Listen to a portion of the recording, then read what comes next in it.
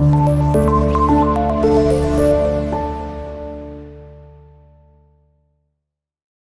वालेकुम, मैं आपका केमिस्ट्री टीचर मोहम्मद अब्दुल्ला ज़िया। आज हम फर्स्ट ईयर न्यू सिलेबस के हवाले से केमिस्ट्री का चैप्टर नंबर 5 स्टार्ट करेंगे, states and phase of matters. अब सबसे पहले तो वो ये कहता है कि इंट्रोडक्शन में कि matter exist in a 4 states: solid, liquid, gas, plasma.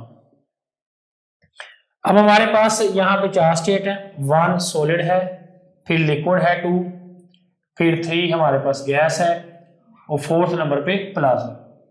सबसे पहले वो कहता है solid, most common form of solid. अब जैसा कि अभी मैं अगर यहाँ पे खड़ा हूं तो अगर हम सॉलिड आपको गिनवाएं, हमारे बाल हैं, इसके अलावा हमारा जिस्म है, उसके अलावा ये कपड़े हैं, उसके अलावा ये माइक है, कैमरा है, उसके अलावा कैमरा रिकॉर्डिंग के अलावा चेयर्स हैं, यहाँ पे मार्कर्स हैं, डस्टर है, उसके अलावा ये ईंटें हैं, दीवार है, यहाँ पे जूते पड़े हैं, उसके अलावा स्टैंड है, इस बिल्डिंग में एसी लगा हुआ है, और इसके अलावा चेयर्स पड़ी हैं, टेबल पड़ी है, उसके अलावा लैपटॉप पड़ा है, मोबाइल फ़ोन है।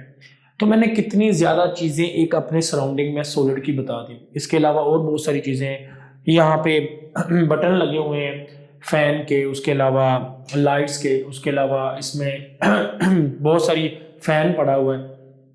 तो बहुत सारी चीज़ें सॉलिड की हैं। लेकिन जब मैं बात लिक्विड की कहूँ और मैं कहूँ इस पूरी बिल्डिंग में लिक्विड क्या है, तो मुझे शायद 2 ही चीज़ें नज़र आती हैं, जूस है या पानी है।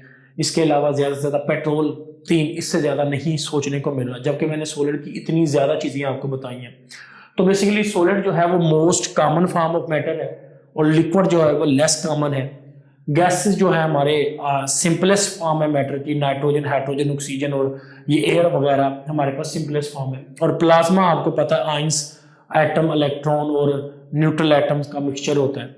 अब यहाँ पे वो कहता है कि लिक्विड इतनी लेस कॉमन क्यों है, क्योंकि liquid state of any substance can exist only within a relative narrow of temperature and pressure। जैसे कि मेरे पास एक प्लास्टिक है, अगर उसको मैं मेल्ट करता हूँ और उसको मैं लिक्विड फॉर्म में कर देता हूँ तो थोड़ी देर बाद उसको चूल्हे से उठा के मैं साइड पर रखता हूँ, वो दोबारा प्लास्टिक जो मेल्ट था वो हार्ड हो जाएगा।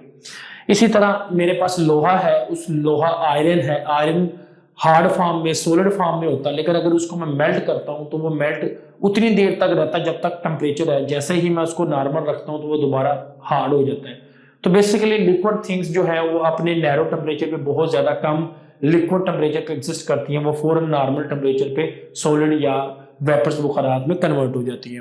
नेक्स्ट हमारे पास 5.1 टॉपिक है property of gases. Property of gases में नंबर 1 है, do not have definite shape and volume. लेकिन अगर वॉल्यूम होता है तो वॉल्यूम इसका किस में हो सकता है, कंटेनर में।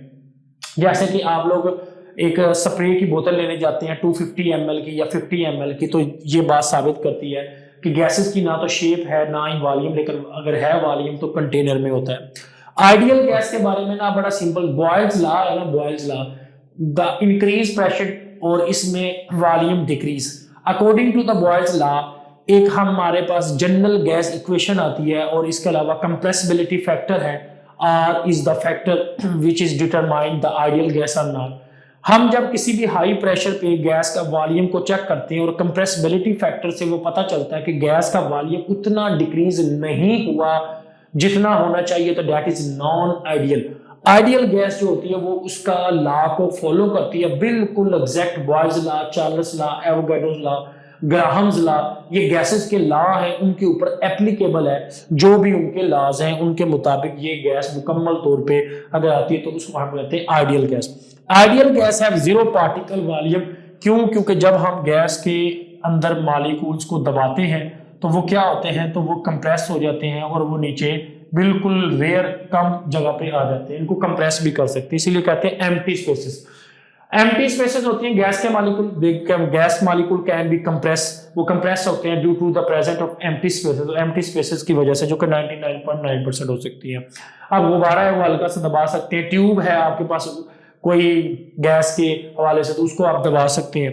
उसके अलावा वो कहता है next sudden expansion of the gas over cooling take place is called Joule Thomson effect. ये एक लॉ है जिसके मुताबिक किसी भी गैस को लिक्विड में कन्वर्ट किया जाता है। जैसे कि एग्जांपल के तौर पे ये जो गैस है हम घरों में कुकिंग के लिए इस्तेमाल करते हैं, नेचुरल गैस मीथेन, इसी गैस को हम जब जॉल थॉमसन फैक्ट के थ्रू हम इसको गुजारते हैं तो this gas is also cooling take place, और ये कूलिंग टेक प्लेस होने से अपनी इंटरमॉलिक्यूलर फोर्सेस से एनर्जी लेने से लिक्विड में कन्वर्ट हो जाती है।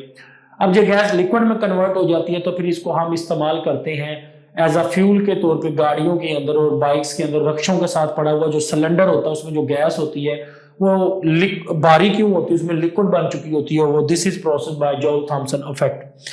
आगे है जी प्रेशर। आपको पता है कि गैस के मॉलिक्यूल जो होते हैं ना वो उसके अंदर दीवारों में हर वक्त टकराते रहते हैं।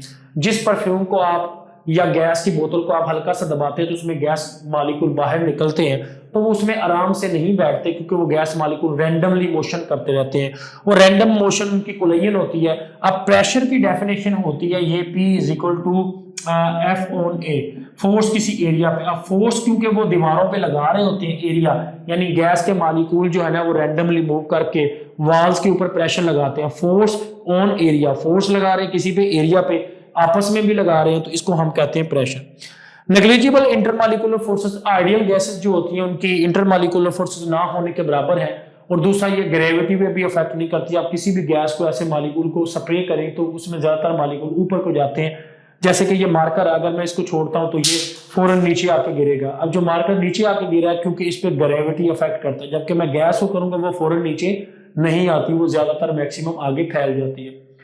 अब इस तरीके से इस पे वो कम इफेक्ट है। गैस के मॉलिक्यूल डिफ्यूज भी करते हैं, इसके अलावा इसकी प्रॉपर्टी है गैस के मॉलिक्यूल में डिफ्यूजन भी होती है, फ्यूजन भी होती है, वो रैंडमली मूव भी कर सकती हैं one place to another, diffusion हो सकती है उसके अंदर। उसके अलावा गैस के मॉलिक्यूल के अंदर जो है वो मोशन की वजह से काइनेटिक एनर्जी पाई जाती है, लेकिन काइनेटिक एनर्जी सबसे ज्यादा हम देखते हैं फ्लो मोशन लाइक लिक्विड में है। उसके अलावा गैस के मॉलिक्यूल रैंडम मूव करते हैं तो प्रेशर भी पैदा करते हैं, इनको कंप्रेस किया जा सकता है, इनमें एम्प्टी स्पेसेस हो सकती हैं। तो यहाँ तक हमने मेन कुछ प्रॉपर्टीज गैसेस की स्टडी की। यहीं तक हमारा लेक्चर कंप्लीट हुआ। दुआ में याद रखिएगा। अल्लाह हाफिज।